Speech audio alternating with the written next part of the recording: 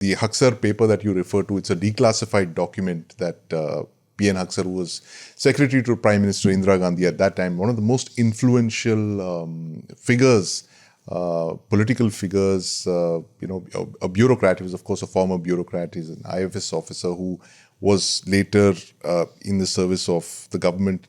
Prime Minister Indira Gandhi is one of her closest advisors.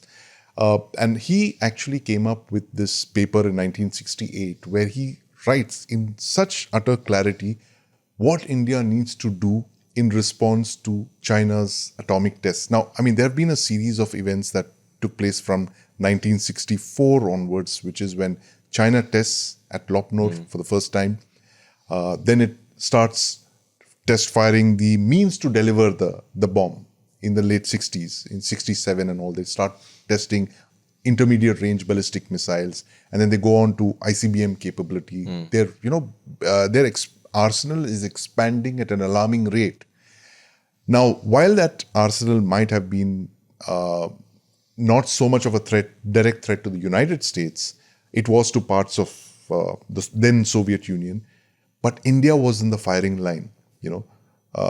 It's just 2 years after we fought a border war with China in 1962. 64 China tests. And the fears of the Indian political class come out in Haksar's document, where he writes with such clarity that we will have deterrence with China, against China, only if we do the following. And he outlines what we need to do, which is to get missiles, nuclear-tipped missiles of ranges of between 2,000 and 3,000 miles. Exactly what we have right now. Exactly what we have. So what the Agni that we have tested, what we've inducted today, more than half a century later, is exactly the ranges that were put out in Haksar's paper of 1968. It's one of the most influential documents in Indian strategic thinking. It was declassified a couple of years back.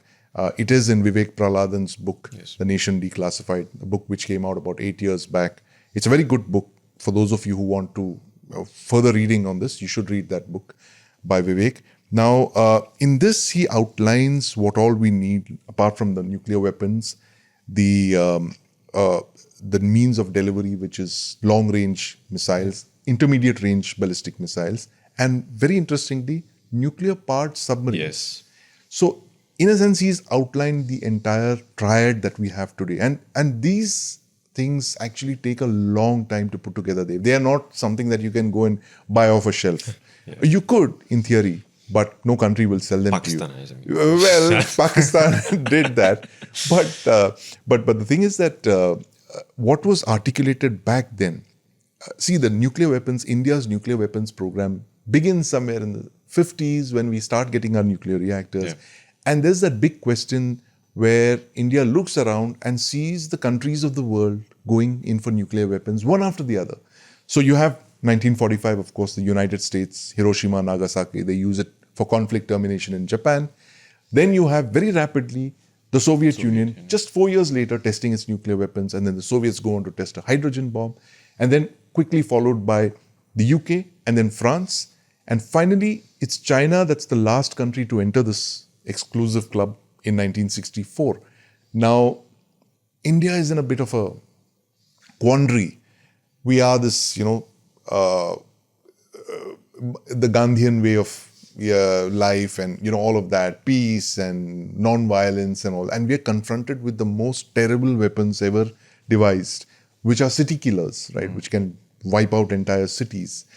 But at the same time, you're faced with an enemy, an adversary who's fought a war with you in 1962 and who could possibly threaten you with those weapons. So we're in a bit of a quandary there. And Homi Bhabha and Jawaharlal Nehru, that's the time when our nuclear weapons capability starts to emerge, when you have an atomic energy program. And all of these nuclear weapons come out of atomic energy programs.